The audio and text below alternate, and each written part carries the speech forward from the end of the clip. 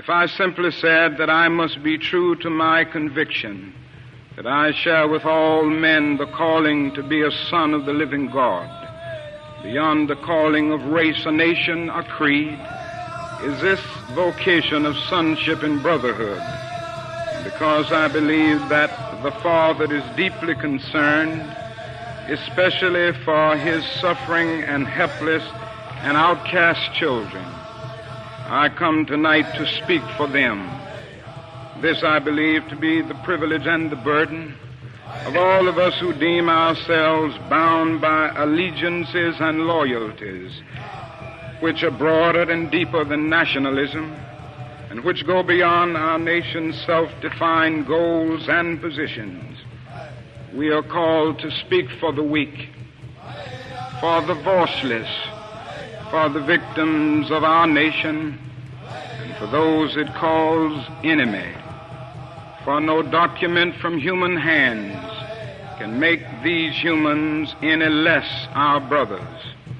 And as I ponder the madness of Vietnam and search within myself for ways to understand and respond in compassion, my mind goes constantly to the people of that peninsula. I speak now not of the soldiers of each side, not of the ideologies of the Liberation Front, not of the hunter in Saigon, but simply of the people who have been living under the curse of war for almost 3 continuous decades now. I think of them too, because it is clear to me that there will be no meaningful solution there until some attempt is made to know them and hear their broken cries. They must see Americans as strange liberators. The Vietnamese people proclaimed their own independence in 1945 after a combined French and Japanese occupation and before the Communist Revolution in China. They were led by Ho Chi Minh.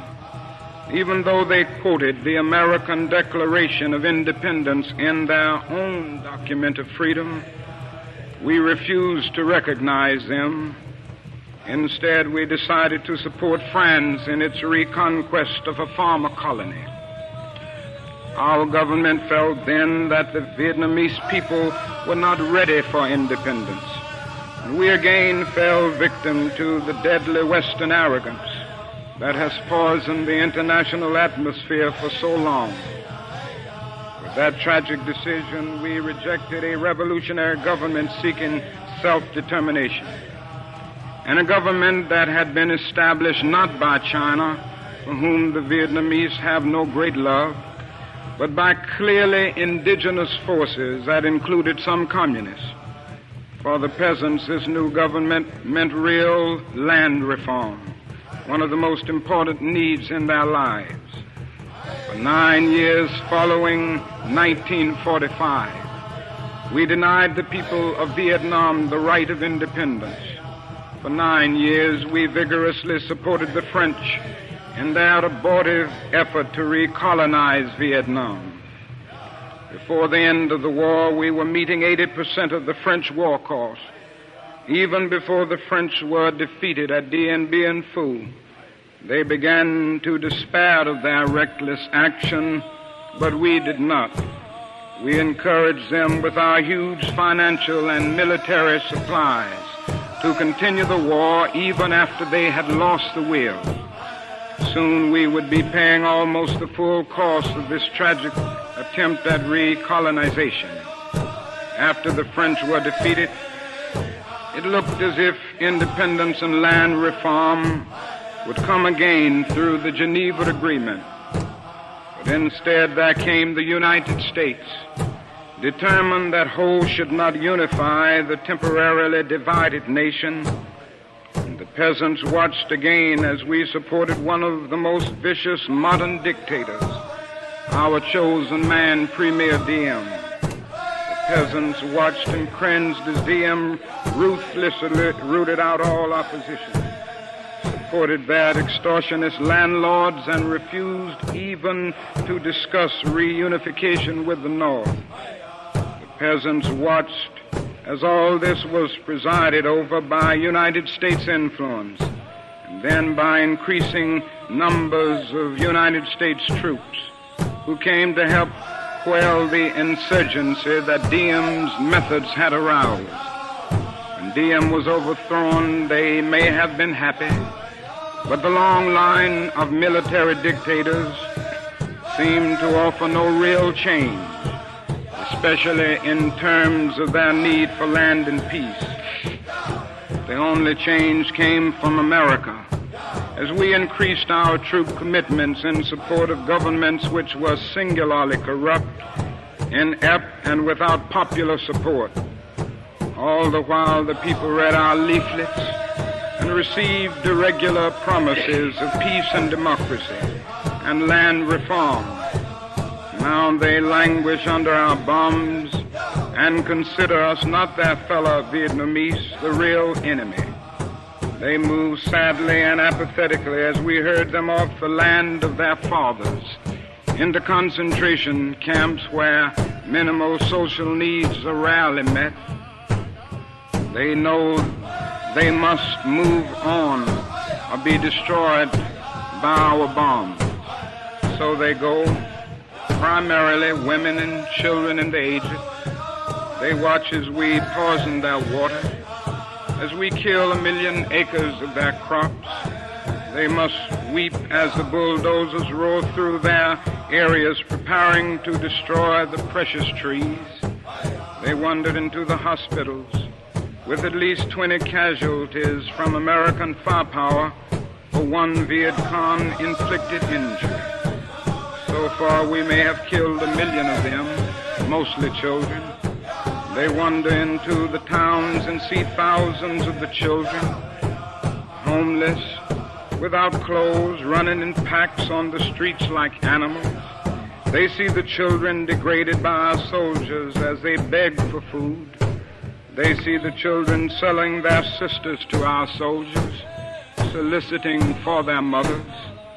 What do the peasants think as we ally ourselves with the landlords, and as we refuse to put any action into our many words concerning land reform? What do they think as we test out our latest weapons on them, just as the Germans tested out new medicine and new tortures in the concentration camps of Europe? Where are the roots of the independent Vietnam we claim to be building? Is it among these voiceless ones? We have destroyed their two most cherished institutions, the family and the village. We have destroyed their land and their crops.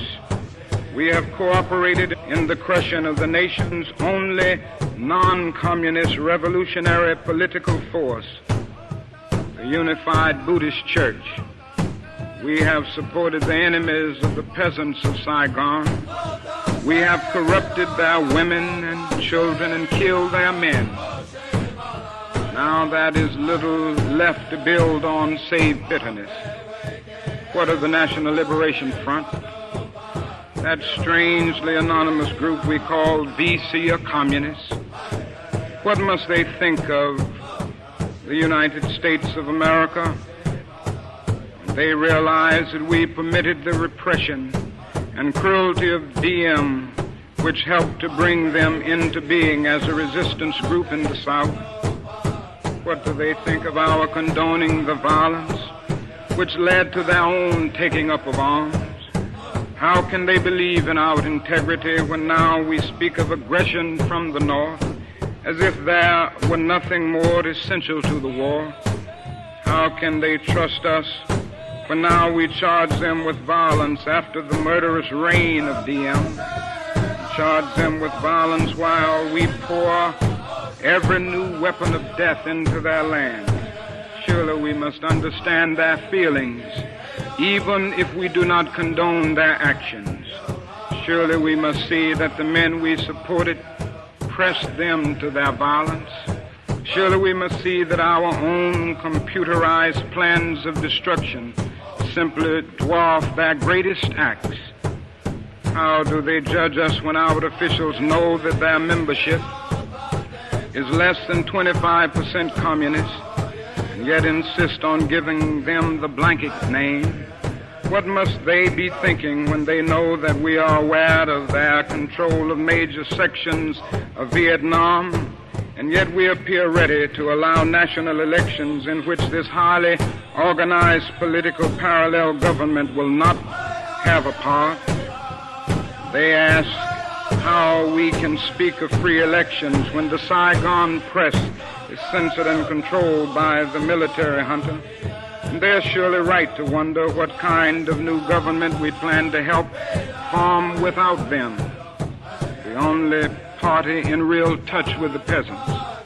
They question our political goals, and they deny the reality of a peace settlement from which they will be excluded.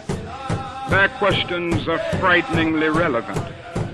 Is our nation planning to build on political myth again, and then show it up upon the power of new violence?